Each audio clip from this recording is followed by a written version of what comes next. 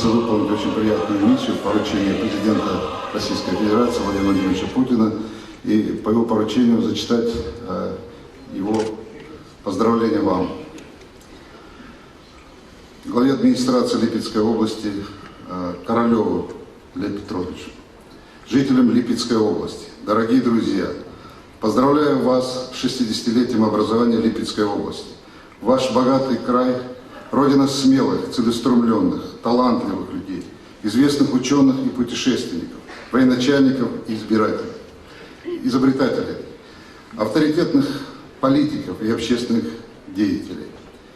Их ратные заслуги, мирный созидательный труд, яркий пример гражданской ответственности, сопричастности к судьбе Отечества.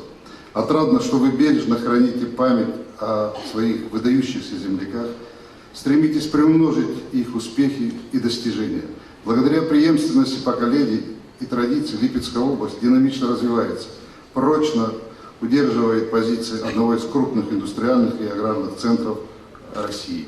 В регионе создается благоприятный инвестиционный климат, реализуются масштабные востребованные проекты в социальной сфере и на транспорте.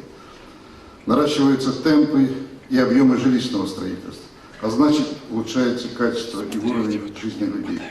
Желаю вам осуществления намеченных планов и всего самого доброго. Президент Российской Федерации Владимир Владимирович Путин.